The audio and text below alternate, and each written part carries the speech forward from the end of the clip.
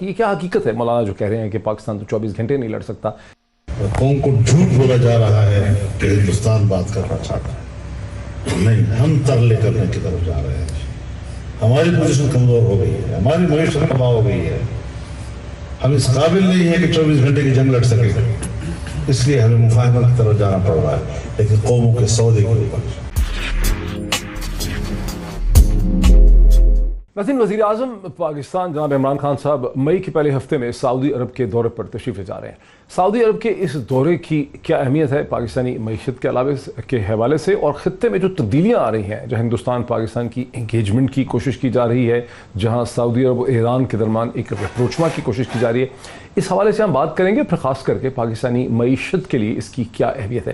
لیکن سب سے پہلے ہمیں دیکھنا ہے جو مولانا فضل الرحمان نے جو ایک دن پہلے ایک انتہائی دلچسپ بات کی ہندوستان اور پاکستان کے حوالے سے، کہ ہندوستان نے پاکستان کو اپروچ نہیں کیا بلکہ مولانا کو پتہ چلا ہے کہ پاکستان نے ہندوستان کو اپروچ کر رکھا ہے، اس کے حوالے سے تھوڑی سی ڈائسیکشن کرتے ہیں کہ مولانا اس قسم کی سٹیٹمنٹ کیوں دے رہے ہیں۔ سب سے پہلے سنیے مولانا فضل الرحمان نے اصل میں کیا کہا۔ قوم کو جھوٹ بولا جا رہا ہے کہ ہندوستان بات کرنا چاہتا ہے، نہیں، ہم ترلے کرنے کی طرف جا رہے ہیں۔ ہماری پوزیشن کمزور ہو گئی ہے، ہماری معیشت تباہ ہو گئی ہے، ہم اس قابل نہیں ہے کہ 24 گھنٹے کی جنگ لڑ سکے، اس لیے ہمیں مفاہمت کی طرف جانا پڑ رہا ہے، لیکن قوموں کے سودے کے اوپر۔ مولانا فضل الرحمان کی اس عجیب و غریب سٹیٹمنٹ کے جواب میں پاکستان کے انفارمیشن منسٹر جناب فواد چودھری صاحب کی یہ ایکسپلینیشن سامنے آئی۔ مولانا صاحب کو یہی غلط فہمی طالبان کے بارے میں بھی تھی، جب وہ کہتے تھے کہ یہ اسلام آباد سے اتنے دور رہ گئے ہیں، اتنے دور رہ گئے ہیں، اور ہم نے ان کا بھی بڑا بھرپور مقابلہ کیا۔ لہٰذا اگر آپ اتنے مایوس ہیں اپنے سیاسی مستقبل سے، تو آپ پاکستان کے فوج کے اوپر، پاکستان کے سیکیورٹی اداروں کے اوپر اور پاکستان کی قوم کو کی جو صلاحیتیں ہیں ان کو آپ انڈرمائن نہ کریں۔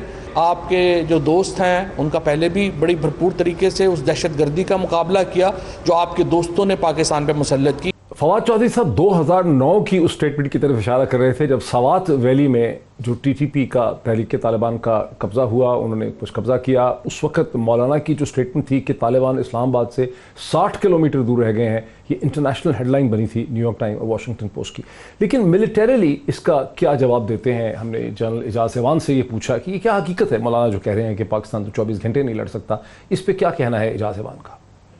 تو مولانا فضل الرحمان کا یہ سٹیٹمنٹ اگر پورے اس میں دیکھیں تو ایک سیاسی جو میں کہوں گا دیوالیہ پن ہے کہ وہ اپنی پاکستان آرمی کی فورس کو ڈاؤن پلے کرنے کے لیے انہوں نے ایک ایسی سٹیٹمنٹ دی ہے جو نہ تو ملٹری کے لاجسٹک سٹیمنا کے بارے میں وہ علم رکھتے ہیں، بلکہ عالم دین ہونے کی حیثیت سے جو اسلامی تاریخ ہے اس سے بھی وہ بے بہرا نظر آتے ہیں۔ ایک تو انہیں پاکستان آرمی کی صلاحیتوں کا، اس کی وار پریپیئرنس کا اور اس کے لاجسٹک سٹیمنے کا کوئی ادراک نہیں ہے۔ ریکارڈ کے لیے واضح کرنا چاہتا ہوں کہ پاکستان آرمی کا ہندوستان کے اگینسٹ آل آؤٹ کنونشنل وار کی صورت میں 45 ڈیز کا وار سٹیمنا ہم پچھلے 12 سال سے اس کو تیار رکھتے ہیں، اور یہ ہم اچیو کر چکے ہیں۔ یہ صلاحیت اگر تمام تر سینکشنز بھی خدا نخواستہ پاکستان پر لگ جائیں تو ہمیں 45 ڈیز کی آل آؤٹ کنونشنل وار کی صورت میں کسی بیرونی امداد کی ضرورت نہیں ہے۔ یہ تو تھا ایک لاجسٹیکل انالیسس کہ پاکستان کی ڈیفنس کیپیبلٹی اور کتنے دن کی جنگ جو ہے کنونشنل پاکستان لڑ سکتا ہے، لیکن مولانا کیوں کرتے ہیں ایسی پولیٹیکل سٹیٹمنٹس؟ اس پہ جنرل امجد شعیب صاحب کا تبصرہ بھی خاصا دلچسپ ہے۔ مولانا فضل الرحمان نے جو سٹیٹمنٹ دی ہے وہ ہمیشہ کی طرح جیسے وہ سٹیٹمنٹ دیتے ہیں انتہائی غیر ذمہ دارانہ، اور بالکل اسی طرح جیسے ایاز صادق صاحب نے ایک دفعہ پارلیمنٹ میں جو سٹیٹمنٹ دی جس کے بعد پورا ملک جو ہے وہ سراپا احتجاج ہوا، یہ تقریباً اسی طرح کی دوست کے لباس میں دشمن والی سٹیٹمنٹ ہے۔ یہ مولانا پتہ نہیں دینی علوم کے بارے میں بھی اتنی مہارت رکھتے ہیں یا نہیں، لیکن یہ باقی چیزیں تو ان کی فیلڈ نہیں ہیں۔ ویسے بھی اگر میں ان کے پورے کیریئر کو دیکھوں تو مجھے کہیں یاد نہیں پڑتا کہ انہوں نے کوئی ایسی خوشگوار بات کی ہو پاکستان کے لیے، یا پاکستان کے معاملات میں کوئی انہوں نے اپنا حصہ ڈالا ہو पाकिस्तान जिंदाबाद तक का तो नारा कभी उनसे सुना नहीं, कायद आज़म के मज़ार पे जाके फातिहा खानी तक कभी तक उन्होंने कभी नहीं की। मौलाना फजल रहमान दीनी मामलात की भी कितनी इन्फॉर्मेशन रखते हैं, एक खासा दिलचस्प सवाल उठाया जनरल अमजद शुएब ने। हम चलते हैं मेन स्ट्रीम पॉलिटिक्स की तरफ, जहां हमें अब ये खबर मिल रही है कि वज़ीर आज़म पाकिस्तान मई के पहले हफ्ते में सऊदी अरब का दौरा करेंगे। इस दौरे की जियो स्ट्रेटेजिक इंपॉर्टेंस भी है और इसकी माशी इकनॉमिक इंपॉर्टेंस भी है। हारून शरीफ साहब, इस दौरे की क्या अहमियत है, इसके अगराज़ व मकासद क्या है? इस स्टेज पर वज़ीर आज़म पाकिस्तान सऊदी अरब तशरीफ़ ले जा रहे हैं, इसकी सिग्निफिकेंस क्या है? जी बहुत शुक्रिया डॉक्टर पीरज़ादा। देखिए, ये जो सऊदी अरब और पाकिस्तान का रिलेशन है, ये खित्ते के लिए भी और बायलैटरली भी, ये स्ट्रेटेजिक एंगल से भी और फ्यूचर की इकोनॉमिक एंगल से भी बहुत अहम है। अगर आपको याद हो, जब प्राइम मिनिस्टर ने पहले अपने खित्ते के दौरे शुरू किए थे तो सऊदी अरब से उन्होंने बिल्कुल आगाज़ उसका उस वक्त किया था। अब ये जो टाइमिंग है इस दौरे की, इसके जो मकासद हैं वो मुझे जो समझ आते हैं पस मंज़र में, क्योंकि हिस्टोरिकली पाकिस्तान का सऊदी अरब से जो रिलेशनशिप वो 3 चीज़ों के, नंबर 1 हमारा ऑब्वियसली एक मजहबी सेंटर है, बहुत ज़्यादा इमोशनल एक लिंकेज है। नंबर 2 हमारे बहुत सारे लोग वर्कर्स वहाँ काम करते हैं और रेमिटेंसेस भेजते हैं, तो उनकी भलाई का एंगल है। तीसरा जो हमारा बड़ा अहम है वो जियो स्ट्रेटेजिक और सिक्योरिटी लिंकेज रहा है हिस्टोरिकली। समझने की बात यह है कि ये दौरा इस वक्त हो रहा है जब सऊदी अरब तब्दील हो रहा है। हम भी इस वक्त इकोनॉमिक डिप्लोमेसी की बात कर रहे हैं, जियो इकोनॉमिक्स की बात कर रहे हैं। हिज हाइनेस मोहम्मद बिन सलमान जो हैं वो सऊदी अरब की इकोनॉमी को ओपन अप कर रहे हैं, उसको डाइवर्सिफाई कर रहे हैं, रादर देन जस्ट बीइंग के ऑयल पे इन्हिसार किया जाए। और इसके लिए जो सारी इन्वेस्टमेंट्स करते थे वो वेस्ट के अंदर, उनको अब वो खित्ते के ममालिक में लाना चाह रहे हैं। उसका लिंकेज जो है, अगर उन्होंने इन्वेस्ट करना है तो एक कॉमन सेंस है कि अगर खित्ते के अंदर स्टेबिलिटी और अमन नहीं होगा और जो नेबर्स हैं वो एक दूसरे से टेंशन के माहौल में रह रहे होंगे, तो इन्वेस्टर्स जो हैं वो शाये रहेंगे। इसलिए उनकी भी ये ख्वाहिश है कि पाकिस्तान और उसके हमसायों का एक स्टेबिलिटी का एंगल आए। मेरे साथ रहिए हारून शरीफ साहब। ज़रा अपोजिशन का व्यू ले लेते हैं अंदरी बाबा साहब। आफरीदी साहब, आप चूँकि ना सिर्फ फेडरल मिनिस्टर रह चुके हैं, PMLN से अपोजिशन से आपका ताल्लुक है, आप एक पाकिस्तान की कारोबारी शख्सियत भी हैं जिनकी इन्वेस्टमेंट्स भी हैं बहुत सी एरियाज़ में।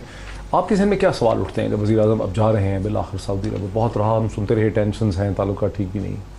जैसे कि आपको पता है कि प्राइम मिनिस्टर साहब ने एक टाइम में इस्लामी जो दौरे कर रहे थे, मलेशिया, तुर्की, ईरान, एक नए बेल्ट की बातें हो रही थी, फिर जिस पे सऊदी अरब की नाराज़गी भी आई। लेकिन इस वक्त जो मैं इनके इस दौरे को देख रहा हूँ, ये मेन अफ़गानिस्तान में जो अमेरिकन वापस जा रहे हैं और जो हालात बन रहे हैं, सऊदी अरब एक इस खित्ते में एक अहम रोल अदा करता है और प्लस फिर अफ़गानिस्तान में भी उनका काफ़ी स्टेक है। तो मुझे ऐसे लग रहा है कि जो आने वाला वक्त है जिसमें उन्होंने ऐलान कर दिया अपने ट्रूप्स को वापस निकालने का, तो इस खित्ते में उसमें कोई एक ट्रेड का निज़ाम बेहतर हो अफ़गानिस्तान के साथ, पाकिस्तान के ताल्लुक सऊदी अरब के साथ। मेन दौरे का तो मुझे फोकस वही लग रहा है, और साथ में पिछले जो नाराज़गियाँ थी या जो मिसअंडरस्टैंडिंग थी या जो भी आप कह लें, शायद साथ वो भी दूर हों, वो भी दूर हों। लेकिन मेन जो मुझे लग रहा है इस वक्त इस दौरे का मकसद, वो अफ़गानिस्तान में बहुत स्पीड से तब्दीली आ रही है। ठीक, अंदर आप फेडरल पार्लियामानी सेक्रेटरी हैं फॉरेन अफेयर्स की, ज़ाहिर है आपको ब्रीफिंग मिली होगी, इसका क्या बैकग्राउंड है, क्या सिग्निफिकेंस है इसकी? देखिए, इसकी एक ओवरऑल सिग्निफिकेंस है, बिकॉज़ सऊदी अरेबिया हमारा सबसे मजबूत पार्टनर है हर तरीके से। या था? नहीं, बल्कि और मजबूत हो गया। वो कैसे? उसमें सबसे पहली वजह तो ये है कि एक हर मुश्किल के वक्त में हम दोनों साथ होते हैं, और जब हम हुकूमत में भी आए और बहुत मुश्किल में थे, और सबसे पहले हमने उनसे दरख्वास्त की और उन्होंने हमारी दरख्वास्त को बहुत मस्बत तरीके से हमेशा की तरह उस पर एक पॉजिटिव रिस्पांस दिया। नंबर 1। नंबर 2, हमारा दिली लगाव है सऊदी अरेबिया, सब मुसलमानों का है, और वो आपको पता है कि वो एक ऐसी जगह है जहाँ जो मर्ज़ी हो जाए, मुसलमान उस जगह से कभी भी पीछे नहीं हट सकता। नंबर 3, जो सबसे इम्पॉर्टेंट है कि जो प्रिंस सलमान है, मोहम्मद बिन सलमान है, MBS जिनको कहते हैं, वो एक डायनामिक लीडर है। वो जो ट्रेडिशनल वहाँ की एक तर्ज़ हुक्मरानी थी उससे हट के हैं, اور انہوں نے بہت سے وہاں ریفارمز کیے ہیں، خواتین کے متعلق بہت سے اکنامک ڈائمینشن کیا ہے اس کی؟ اکنامک ڈائمینشنز میں بہت ریفارمز کیے، آئل سے ڈائیورسیفیکیشن کرنے کی کوشش کر رہے ہیں۔ ہمارے لیے اب ان کو بڑا ویژنری یہ لگ رہا ہے کہ ایک پیس آ رہا ہے اس خطے میں، سی پیک پاکستان شروع کر رہا ہے، افغانستان میں پیس آ رہا ہے، پھر ایران کے ساتھ بھی جو ایک دفعہ آپ کو پتہ ٹینشن ہوئی تھی، پاکستان نے بیچ میں فیسیلیٹیٹ کی اور ڈی ایسکلیٹ کرائی۔ سو اس خطے کو جو ویسٹ کا حال ہوا ہے کووڈ کے بعد، اس خطے کو اور امپورٹنس ملنی ہے، بیکاز یہاں پاپولیشن جو ہے وہ 1.6 بلین کی ہے۔